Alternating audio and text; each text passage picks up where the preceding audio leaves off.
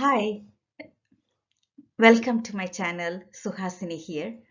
This is my fourth video on trauma series. In video 1, I described the hardware, the nervous system, how it is affected by trauma. In video 2, I talked about the developmental trauma through the lens of attachment style. In video 3, I described the vertical transference of traumatic life experiences, conditioning, and family narratives through inherited intergenerational trauma. Here, I talk about the absorbed burden, which is the horizontal context in which people experience trauma in two different ways. Our nervous system is not closed one. It's actually an open system. Probably if you think about your high school science, you can relate to the open system of the nervous system. We constantly take input from the environment, both sensory and emotional data. In the same way, the nervous system also absorbs trauma from the outside world through the cultural context that the person lives in and through empathy that we extend to other people. Stop for a moment and think about the evening news. What does it cover? War, violence, poverty, disease, mass migration, mass displacement of people from their native land.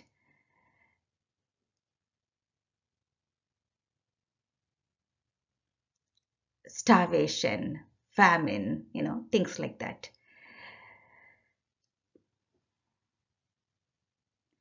People in these areas are in constant state of flight or fight. Their nervous system is locked down for survival mode. And they are driven by fear and they feel that they don't belong or they are not safe. These conditions create what is called soul wound. People live in constant fear, hyper-vigilance, chronic depression, sadness, loneliness, being let down by the society, helplessness, hopelessness, etc. For them, the traditional cultural scaffolding is taken away and they don't have communal way of regulation. So they continuously live in the hyper-aroused state. The second type is vicarious trauma.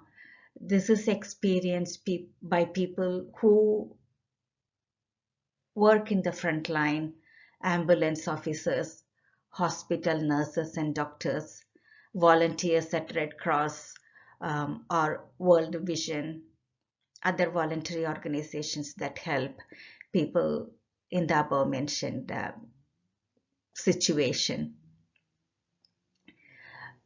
By presenting themselves in such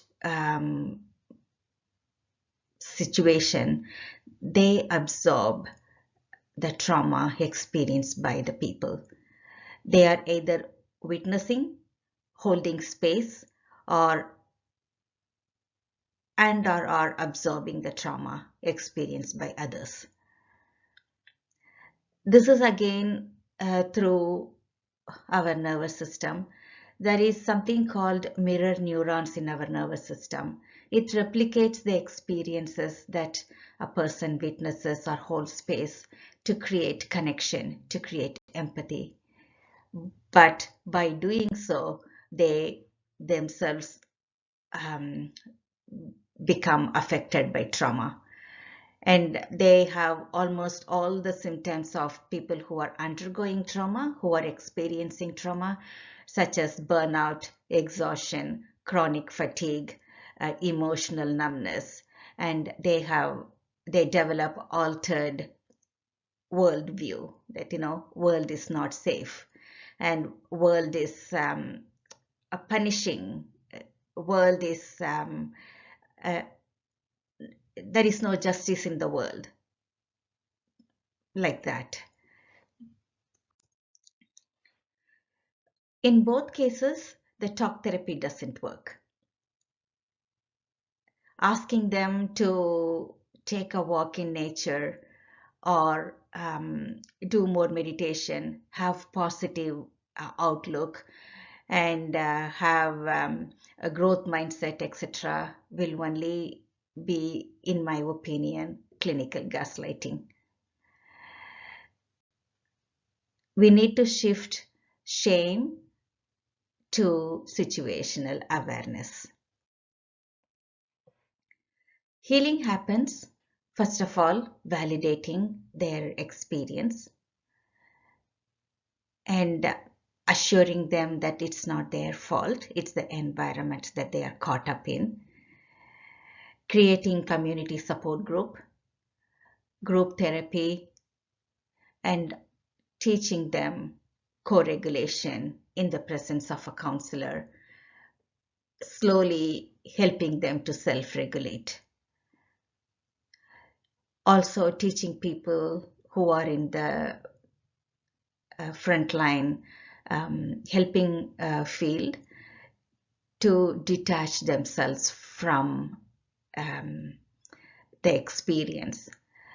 Their empathy need not be at the cost of their inner peace. So psychoeducation, community support group, and group therapy are all good ways of supporting people who are experiencing trauma and vicarious trauma. If you need any support, if any of the above resonates with you, my contact details are below in the description box. Take care, be safe, and welcome to the baseline.